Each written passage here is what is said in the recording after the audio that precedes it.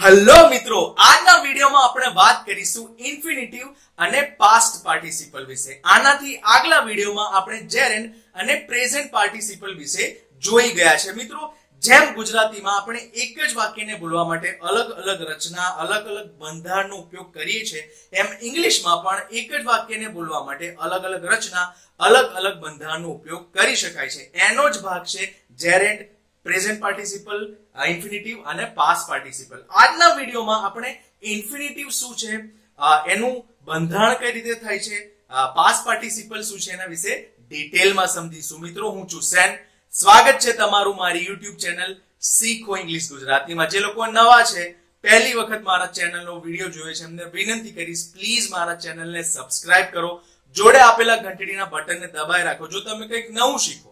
જો તમને મારા ભણાવવાની સ્ટાઇલ ગમે તો પ્લીઝ લાઈક અને શેર જરૂર કરજો। તો મિત્રો, ટાઈમ વેસ્ટ નથી કરવો ને, ચાલો શરૂઆત કરીએ। સૌપ્રથમ આપણે વાત કરીશું ઇન્ફિનિટિવની। હવે તમે જોઈ શકો છો કે ઇન્ફિનિટિવ મુખ્યત્વે બે પ્રકારના હોય છે, એક તો ફૂલ ઇન્ફિનિટિવ અને બેર ઇન્ફિનિટિવ। તમે અહીં જોઈ શકો છો કે બેર ઇન્ફિનિટિવ આગળ મેં ક્રોસ કર્યો છે, એનો મતલબ એ કે આજના એપિસોડમાં ફક્ત આપણે ફૂલ ઇન્ફિનિટિવ વિશે જ વાત કરવાના છે। બેર ઇન્ફિનિટિવમાં આના પછીના એપિસોડમાં વાત કરીશું, કારણ કે બેર ઇન્ફિનિટિવ એ પોતાની રીતે જ અલગ ટોપિક છે, એને ધ્યાનથી સમજવું અગત્યનું છે, એટલે બેર ઇન્ફિનિટિવ આપણે આગલા વિડિયોમાં ડિસ્કસ કરીશું। આજના એપિસોડમાં આપણે સમજીશું ફૂલ ઇન્ફિનિટિવ વિશે। હવે મગજમાં સૌથી પહેલો પ્રશ્ન એ થાય કે તો થવો જોઈએ કે what is full infinitive? Okay, full infinitive છે શું? when basic form of verb એટલે કે વર્બની પહેલી ફોર્મ એટલે કે વર્બનું પહેલું સ્વરૂપ comes after, જ્યારે વર્બનું પહેલું સ્વરૂપ comes after પછી આવે છે। શાના પછી આવે છે? to પછી, એટલે કે to પહેલા આવે અને પછી વર્બની પહેલી ફોર્મ આવે, and એ to પછી વર્બની પહેલી ફોર્મ શું કરે છે? it takes place of noun, adjective or adverb, it's called infinitive। યાદ રાખજો મિત્રો, જ્યારે વર્બની પહેલી ફોર્મ to પછી આવે એટલે કે to પહેલા આવે પછી વર્બની ફોર્મ આવે, એ બેઉ મળીને શું કરે? એ બેઉ મળીને કરે કે એ જગ્યા લઈ લે। શાની જગ્યા લઈ લે? એ નાઉન ની જગ્યા લઈ લે, એટલે કે સંજ્ઞા, એડજેક્ટિવ વિશેષણ કાં તો એડવર્બ ક્રિયા વિશેષણની જગ્યા લઈ લે કોઈ એક વાક્યમાં, એટલે એ બની જાય છે ઇન્ફિનિટિવ। બરાબર? એટલે ઇન્ફિનિટિવ ને સમજવા માટે, ફૂલ ઇન્ફિનિટિવ ને સમજવા માટે આપણે ત્રણેય રીતે એ કઈ રીતે બદલાઈ જાય છે એને સમજીએ। સૌથી પ્રથમ આપણે સમજીશું એઝ અ નાઉન। જો એ નાઉન તરીકે જગ્યા લઈ લે છે, નાઉન ની જગ્યા લઈ લે છે ટુ વત્તા વર્બની પહેલી ફોર્મ, તો એ કઈ રીતે લે છે એને ધ્યાનથી સમજીએ, એના થોડા ડિટેલમાં જઈએ। હવે નોર્મલ સેન્ટેન્સીસ કેવા હોય છે મિત્રો? નોર્મલ સેન્ટેન્સીસમાં શું થાય છે? ઇન નોર્મલ સેન્ટેન્સીસની રચના કઈ રીતે બને છે? નોર્મલ સેન્ટેન્સમાં હંમેશા સબ્જેક્ટ પહેલા આવે, પછી વર્બ આવે અને પછી ઓબ્જેક્ટ આવે, અને આપણે એ પણ જાણીએ છીએ કે નોર્મલ સેન્ટેન્સીસમાં હંમેશા સબ્જેક્ટ અને ઓબ્જેક્ટ શું હોય? નાઉન કાં તો પ્રોનાઉન હોય। આ હું ઇન્ફિનિટિવ ની વાત નથી કરી રહ્યો, હું આ નોર્મલ સેન્ટેન્સ ની વાત કરી રહ્યો છું। બરાબર? નોર્મલ સેન્ટેન્સમાં શું થાય છે? સબ્જેક્ટ, વર્બ અને પછી ઓબ્જેક્ટ આવે, અને એમાં સબ્જેક્ટ અને ઓબ્જેક્ટ હંમેશા નાઉન કાં તો પ્રોનાઉન હોય। આ તો નોર્મલ સેન્ટેન્સ ની વાત કરી, પણ આપણી ડેફિનેશન શું કહે છે? ટુ વત્તા વર્બની પહેલી ફોર્મ શું કરે? જગ્યા લઈ લે નાઉનની। એનો મતલબ એ કે આપણે જાણીએ છીએ સબ્જેક્ટ કાં તો ઓબ્જેક્ટ, નાઉન કાં તો પ્રોનાઉન હોય, એનો મતલબ કે જ્યારે કોઈ વાક્ય ઇન્ફિનિટિવમાં બદલાઈ જશે ત્યારે શું થશે? ત્યારે ટુ વત્તા વર્બની પહેલી ફોર્મ કાં તો સબ્જેક્ટનું સ્થાન લઈ લેશે, કાં તો ટુ વત્તા વર્બની ફોર્મ ઓબ્જેક્ટનું સ્થાન લઈ લેશે। એનો મતલબ કે કેમ કે નોર્મલ વાક્યમાં સબ્જેક્ટ અને ઓબ્જેક્ટ નાઉન હોય છે, એટલે સબ્જેક્ટ અને ઓબ્જેક્ટનું સ્થાન જ્યારે ઇન્ફિનિટિવ લઈ લે, ઇન્ફિનિટિવ એટલે ટુ વત્તા વર્બની પહેલી ફોર્મ લઈ લે, ત્યારે એ ભલે એમાં વર્બ આવતી પણ એ એઝ અ વર્બ ક્રિયાપદ એ જગ્યાએ કામ નથી કરતી। એ કઈ રીતે કામ કરે છે? એઝ અ નાઉન કામ કરે છે। ખ્યાલ આવ્યો મિત્રો? આ બેઝિક સમજવું અગત્યનું છે। નોર્મલ સેન્ટેન્સમાં વર્બ વર્બનું કામ કરે, સબ્જેક્ટ અને ઓબ્જેક્ટ નાઉન કાં તો પ્રોનાઉન હોય અને નાઉનનું કામ કરે, પણ ક્યારે કોઈ વાક્ય ઇન્ફિનિટિવ બની જાય છે? જ્યારે વર્બ તો હશે જ એ વાક્યમાં, પણ જે સબ્જેક્ટ અને ઓબ્જેક્ટ છે એ જગ્યાએ પણ એક વર્બ આવશે ટુ ની સાથે। ખ્યાલ આવ્યો? એટલે એ પ્રકારના વાક્ય બની જાય ઇન્ફિનિટિવ। આ તો હતું બેઝિક. હવે આના ઉદાહરણ જોઈએ. એક્ઝામ્પલ સાથે સમજીએ કે ઇન્ફિનિટિવ કઈ રીતે નાઉનની જગ્યા લઈ લે છે. દાખલા તરીકે તમારી સામે એક ક્રિયાપદ મૂકું સિંગ, તો ઘણા બધા મગજમાં તરત જ સિંગ નું ભાષાંતર ગુજરાતીમાં કરી નાખશે ગાવું. પણ જો તમે પ્રોપર ટ્રાન્સલેશન નો ઉપયોગ કરશો ને પ્રોપર ટ્રાન્સલેટર નો ઉપયોગ કરશો તો તમને ખ્યાલ આવશે એનું પ્રોપર ભાષાંતર ગાવું નથી, એનું પ્રોપર ભાષાંતર છે ગાઓ. તે રીતે જ ઈટ ને બધા સમજે છે ખાવું, પણ એનું પ્રોપર ભાષાંતર છે ગાઓ. બરાબર? તો દાખલા તરીકે હું કહેવા માંગુ છે કે આઈ લાઈક સિંગ, તો એનું પ્રોપર ભાષાંતર આ પ્રમાણે શું બનશે? મને ગાવો ગમે છે. તો કોઈ દિવસ ગુજરાતીમાં આવું બોલીએ છીએ આપણે, મને ગાવો ગમે છે? ના, આપણે શું બોલીએ છીએ? મને ગાવું ગમે છે. તો ગાઓ ને ગાવું બનાવવા માટે હંમેશા તમારે ટુ પછી વર્બની પહેલી ફોર્મ લખવી પડે. જ્યારે તમે વર્બની પહેલી ફોર્મ સાથે ટુ બનાવો છો, ટુ લખો છો, ત્યારે એ પોતાના મૂળ સ્વરૂપમાં આવે છે, જેને આપણે ગુજરાતીમાં વુ વા સાથે બનાવીએ છીએ. બરાબર? હવે ટુ સિંગ એવું જ્યારે જોડે લખીશું ત્યારે બનશે ખાવું. તો આ વાક્યમાં શું ખૂટે છે? આઈ લાઈક સિંગ. એનો અર્થ થાય છે મને ગાવો ગમે છે. મને ગાવું ગમે છે એવું બનાવવા માટે મારે સિંગ હટાવીને શું લખવું પડશે? I like to sing. ત્યારે એ બનશે શું? એક પ્રોપર વાક્ય બનશે અને એનું ભાષાંતર થશે મને ગાવું ગમે છે. હવે જેમ આપણે આગળ જોઈ ગયા મિત્રો કે ઇન્ફિનિટિવ નાઉન ની જગ્યા લે છે ત્યારે શું થાય છે? કાં તો એ સબ્જેક્ટ નું સ્થાન લઈ લે છે, કાં તો એ ઓબ્જેક્ટ નું સ્થાન લઈ લે છે. બરાબર?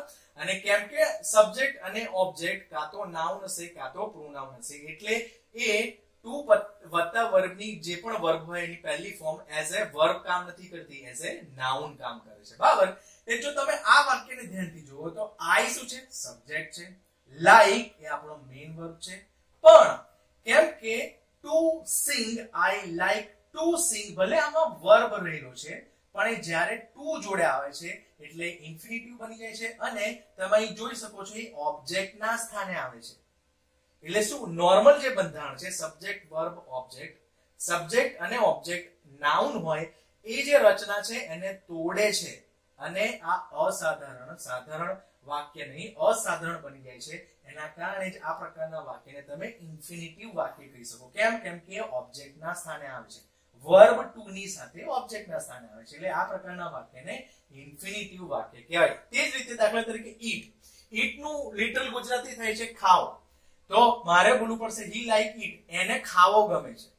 બરાબર? સોરી મેં ભૂલ લખ્યું છે, એને ખાવો ગમે છે, આવું બનશે.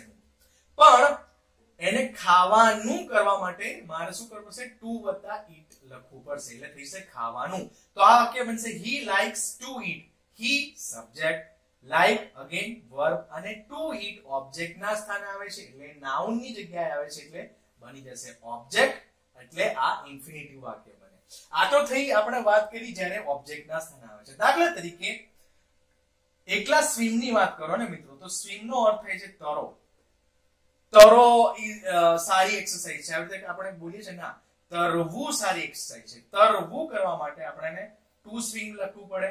Two swim is a good exercise. તો ટુ વત્તા વર્બ અહીં કયા પ્લેસ પર આવે છે? સબ્જેક્ટ ના સ્થાને આવે છે. સબ્જેક્ટ, વર્બ અને આપણો ઓબ્જેક્ટિવ પાર્ટ. બરાબર? હવે તમે જોઈ શકો છો કે સબ્જેક્ટ ના સ્થાને ટુ વત્તા વર્બ આવ્યું. ભલે એ વર્બ છે પણ ટુ જોડે આવ્યું અને સબ્જેક્ટ ના સ્થાને આવ્યું, એટલે બની ગયું શું? ઇન્ફિનિટિવ. બરાબર? એટલે શું? નાઉન કાં તો પ્રોનાઉન ની જગ્યાને લઈ લીધી. એટલે આ વાક્ય પણ સાધારણ નથી, આ નોર્મલ નથી, આ એબનોર્મલ વાક્ય બની જાય છે. એટલે આ વાક્ય કઈ રીતે થઈ જશે? ઇન્ફિનિટિવ નું વાક્ય બની જશે. ઘણા બધા કહેશે, જેણે મારો જેરેડ નો એપિસોડ જોયો છે એ લોકો કહેશે કે જેરેડ માં પણ એવું હતું ને, જેરેડ માં પણ વર્બની ચોથી ફોર્મ સબ્જેક્ટ કાં તો ઓબ્જેક્ટ ના સ્થાને આવતી હતી, એટલે વર્બની ચોથી ફોર્મ નાઉન કાં તો પ્રોનાઉન ની જગ્યાએ આવતી હતી. તો આની જગ્યાએ હું આવી રીતે બોલી શકું કે swimming is a good exercise? તમે આ રીતે પણ બોલી શકો, એ તમારા પર છે. તમારે ઇન્ફિનિટિવ કે જેરેડ નો ઉપયોગ કરવો છે જ્યારે તમે નાઉન ની વાત કરતા હોય, તમારા પર છે. વાત કરીએ કઈ રીતે ઇન્ફિનિટિવ એડજેક્ટિવ અને એડવર્બ બની જાય છે, એડજેક્ટિવ અને એડવર્બ ની જગ્યા લઈ લે છે. મિત્રો माफ करजो मारा थोड़ा अक्षर वांका चूका जता हशे।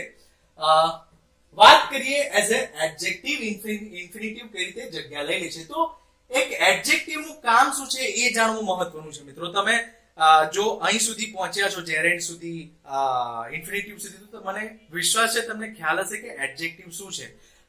પાર્ટ્સ ઓફ સ્પીચ માં એના વિશે મેં ડિટેલમાં સમજાવવામાં આવ્યું છે। જેને પણ કન્ફ્યુઝન હોય કે એડજેક્ટિવ શું છે નીચે બેઝિક ઇંગ્લિશ ગ્રામર નું પ્લેલિસ્ટ ની વિડિયો ડિસ્ક્રિપ્શન છે, તમે ત્યાં જઈને જોઈ શકો છો। અત્યારે જ્યારે હું બોલી રહ્યો છું અહીં ઉપર પણ બેઝિક ઇંગ્લિશ ગ્રામર ની પ્લેલિસ્ટ નું વિડિયો ડિસ્ક્રિપ્શન દેખાશે।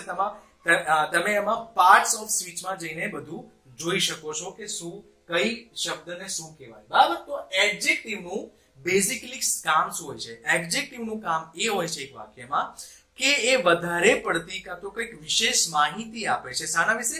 નાઉન કાં તો પ્રોનાઉન વિશે। આ એનું બેઝિક કામ છે।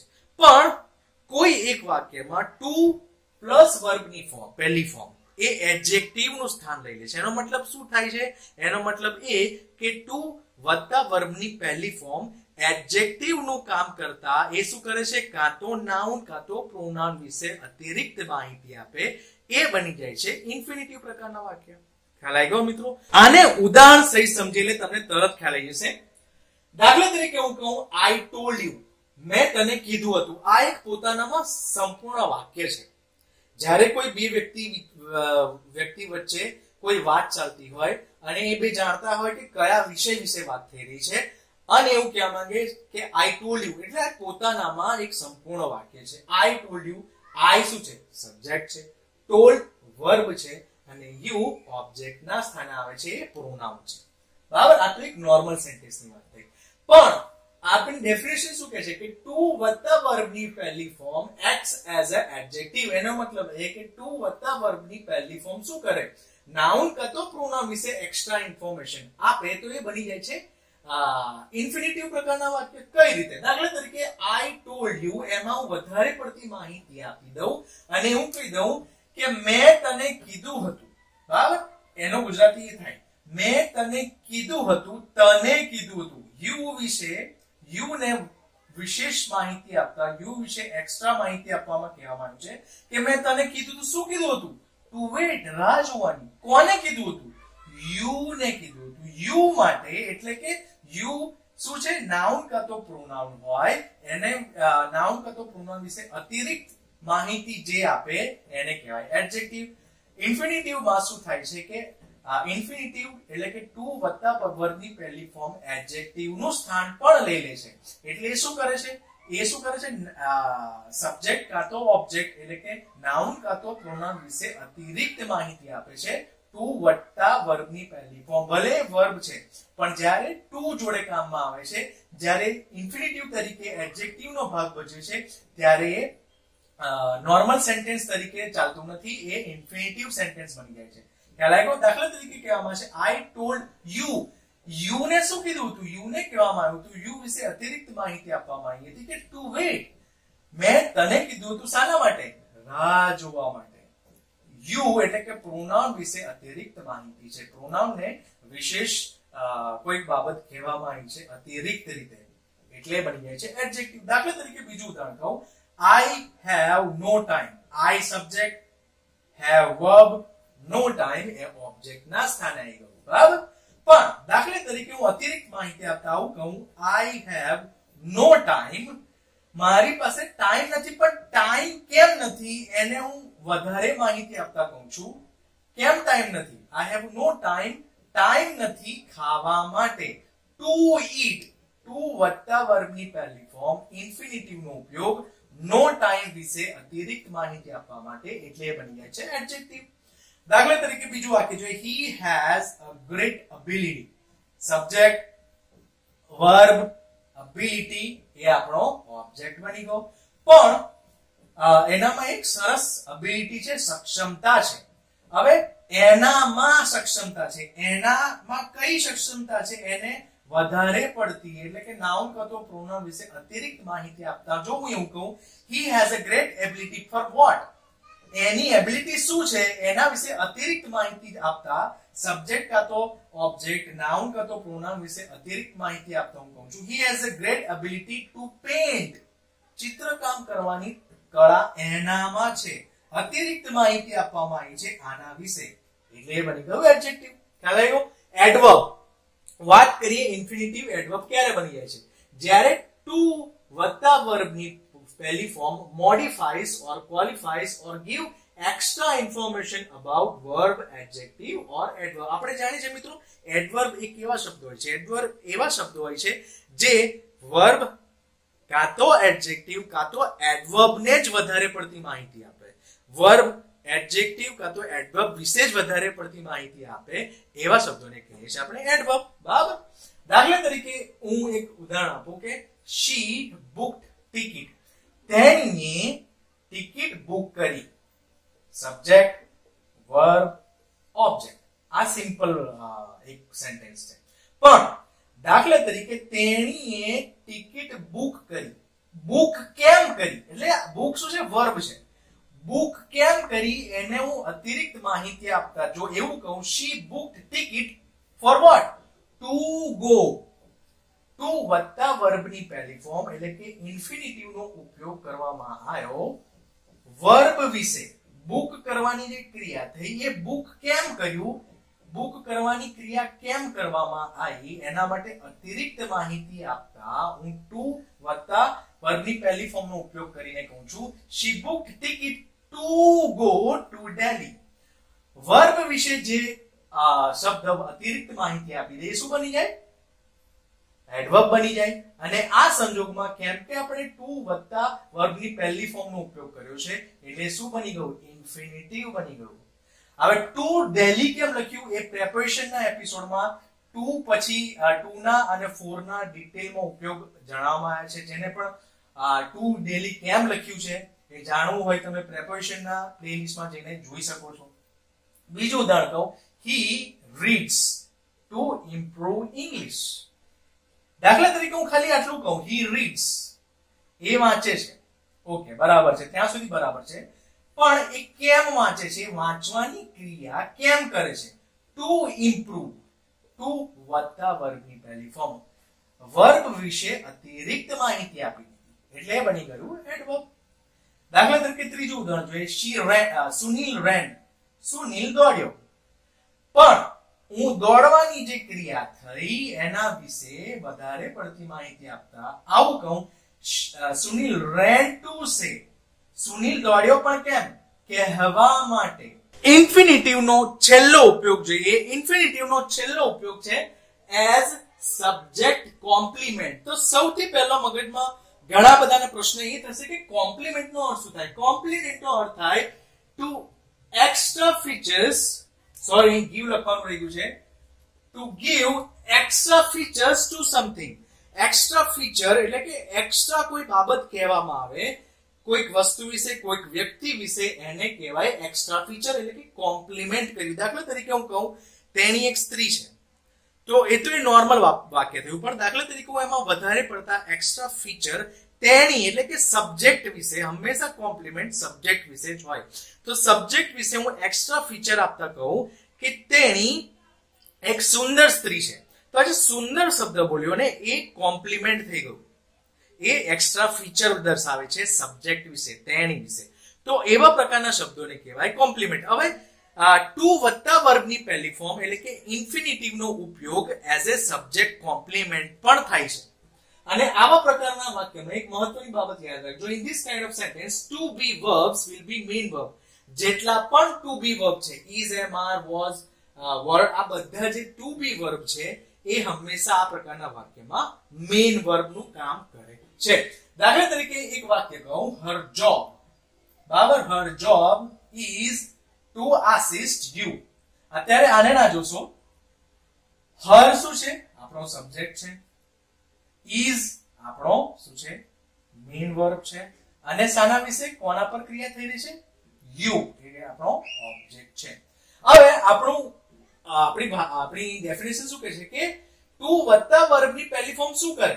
સબ્જેક્ટ વિશે કોમ્પ્લિમેન્ટ કરે, સબ્જેક્ટ વિશે એક્સ્ટ્રા ફીચર દર્શાવે. એ સબ્જેક્ટિવ કોમ્પ્લિમેન્ટ, સબ્જેક્ટિવ ઇન્ફિનિટિવ બની ગઈ છે. કઈ રીતે? એની જોબ શું છે? એની જોબ એને કશું કરવાની છે. એની જોબ શું છે?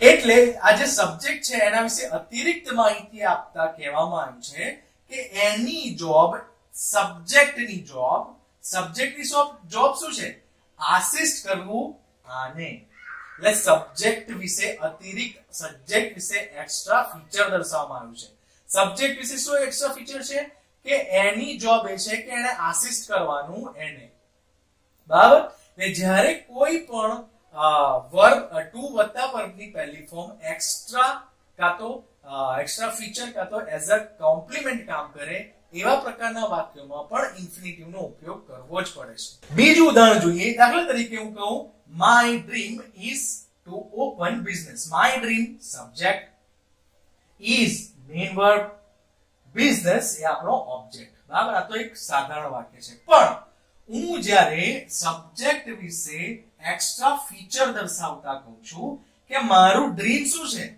મારું ડ્રીમ સબ્જેક્ટ છે મારા ડ્રીમ વિશે હું એક્સ્ટ્રા ફીચર દર્શાવતા કહું છું મારું ડ્રીમ શું છે ટુ વત્તા વર્બની પહેલી ફોર્મ એટલે કે ઇન્ફિનિટિવ નો ઉપયોગ કર્યો મારું ડ્રીમ શું છે my dream is to open business હંમેશા સબ્જેક્ટિવ કોમ્પ્લિમેન્ટમાં ઇન્ફિનિટિવ નો ઉપયોગ સબ્જેક્ટ વિશે એક્સ્ટ્રા ફીચર દર્શાવવા માટે થાય છે અને એ વખતે ટુ વત્તા વર્બની પહેલી form as a subjective infinitive કામ કરે છે ખ્યાલ આવ્યો મિત્રો અહીં તમે ધ્યાનથી જોશો કે આ નાઉન કે એડજેક્ટિવ જેવું નથી અહીં નાઉન માં શું કે ઇન્ફિનિટિવ સબ્જેક્ટ કા તો ઓબ્જેક્ટ નું સ્થાન લે અહીં એવું નથી અહીં સબ્જેક્ટ પણ પ્રેઝન્ટ છે વર્બ પણ પ્રેઝન્ટ છે અને ઓબ્જેક્ટ પણ પ્રેઝન્ટ છે એટલે નાઉન ની જગ્યા તો લઈ જ નથી રહ્યું બરાબર હવે એ એડજેક્ટિવ ને એડવર્બ માં શું હતું એ વર્બ વિશે અતિરિક્ત માહિતી આપે એ પણ નથી બની રહ્યું શાના વિશે અતિરિક્ત માહિતી આપે એ સબ્જેક્ટ વિશે અતિરિક્ત માહિતી આપી રહ્યું છે એટલે સબ્જેક્ટિવ કોમ્પ્લિમેન્ટ બની જાય છે સબ્જેક્ટિવ ઇન્ફિનિટિવ બની જાય છે ખ્યાલ આવ્યો મિત્રો આગળ જોઈએ પાસ્ટ પાર્ટિસિપલ વાત કરીએ મિત્રો પાસ્ટ પાર્ટિસિપલ ની હવે મગજમાં સૌથી પહેલો પ્રશ્ન એ થાય કે પાસ્ટ પાર્ટિસિપલ સેન્ટેન્સ કેવા હોય કોને કહેવાય પાસ્ટ પાર્ટિસિપલ સેન્ટેન્સ તો એ પ્રકારના વાક્યમાં શું બનતું હોય છે when verb third form play the role of adjective it becomes past participle sentence જ્યારે વર્બની ત્રીજી ફોર્મ શું કરે એ રોલ નિભાવે શાનો એડજેક્ટિવ નો વિશેષણનો એ પ્રકારના વાક્યો બની જાય છે પાસ્ટ પાર્ટિસિપલ સેન્ટેન્સ મિત્રો તમને યાદ હશે આપણે પ્રેઝન્ટ પાર્ટિસિપલ માં શું થતું હતું પ્રેઝન્ટ પાર્ટિસિપલ માં વર્બની ચોથી ફોર્મ એટલે કે વર્બ વત્તા આઈએનજી વાળું સ્વરૂપ એડજેક્ટિવ નું સ્થાન લઈ લેતું હતું ત્યારે બનતું હતું પ્રેઝન્ટ પાર્ટિસિપલ પણ અહીં પાસ્ટ પાર્ટિસિપલ માં શું થાય છે કે જ્યારે વર્બની ત્રીજી ફોર્મ એડજેક્ટિવ નું સ્થાન લઈ લે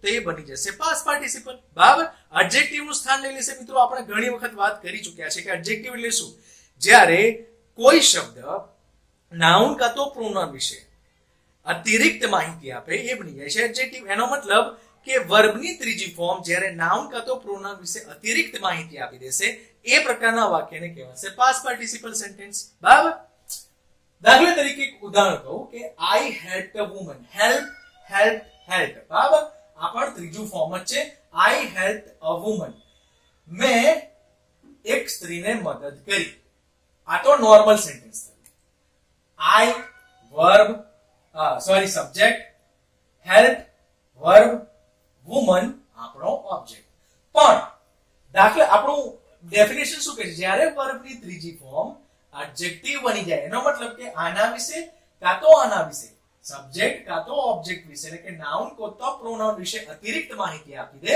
વર્બની ત્રીજી ફોર્મ તો એ બની જશે એડજેક્ટિવ બરાબર એટલે એડજેક્ટિવ જ્યારે વર્બની ત્રીજી ફોર્મ તરીકે કામ કરે એટલે કે વર્બની ત્રીજી ફોર્મ એડજેક્ટિવ તરીકે કામ કરે ત્યારે એ પાસ્ટ પાર્ટિસિપલ બની જશે આ વાક્યને દાખલા તરીકે હું આ રીતે કહું કે આઈ હેડ અ wounded woman નોર્મલ વાક્યમાં શું હતું કે મેં એક સ્ત્રીને મદદ કરી પણ સ્ત્રી વિશે બરાબર નાઉન કો તો પ્રોનાઉન વિશે હું એક એક્સ્ટ્રા માહિતી આપતા કહું છું કે મેં સ્ત્રીને મદદ કરી પણ કેવી સ્ત્રીને wounded ઘાયલ સ્ત્રીને બરાબર એટલે મેં વર્બની ત્રીજી ફોર્મનો wound એ નોર્મલ ફોર્મ છે wounded વર્બની ત્રીજી ફોર્મમાં પણ wounded આવે એટલે વર્બની ત્રીજી ફોર્મનો ઉપયોગ મેં એડજેક્ટિવ કર્યો અને કેમ કે મેં વર્બની ત્રીજી ફોર્મનો એઝ અ એડજેક્ટિવ ઉપયોગ કર્યો છે જે વુમન વિશે અતિરિક્ત માહિતી આપે છે એટલે એ બની જાય છે પાસ્ટ પાર્ટિસિપલ સેન્ટેન્સ. બીજું વાક્ય જોઈએ. My uncle taken to hospital. મારા અંકલને હોસ્પિટલ લઈ જવામાં આવ્યા. બરાબર, આ એક નોર્મલ વાક્ય છે. હવે દાખલા તરીકે આ વાક્યને આવી રીતે બોલું. My uncle taken to hospital. Subject, verb, object, taken to hospital, has recovered. કોના વિશે વાત કરવામાં આવી છે? કોના વિશે અતિરિક્ત માહિતી આપવામાં આવી છે? મારા અંકલ વિશે. તો જ્યારે કોઈ શબ્દ નાઉન કતો પ્રોનાઉન વિશે અતિરિક્ત માહિતી આપે તો બની જશે એડજેક્ટિવ. બરાબર. હવે કેમ કે રિકવર એક શું છે? વર્બ છે અને એનું ત્રીજું ફોર્મ રિકવર્ડ. વર્બની ત્રીજી ફોર્મ આના વિશે કાં તો આના વિશે. આ સંજોગમાં એ આના વિશે સબ્જેક્ટ વિશે અતિરિક્ત માહિતી આપી રહ્યું છે એટલે એ બની જાય છે શું? ભલે વર્બ છે, પણ કેમ કે એ વર્બની ત્રીજી ફોર્મ મારા સબ્જેક્ટ વિશે અતિરિક્ત માહિતી આપે છે તો એ બની જશે પાસ્ટ પાર્ટિસિપલ નું સેન્ટેન્સ. ત્રીજું વાક્ય. દાખલા તરીકે હું કહું the glass cut my feet.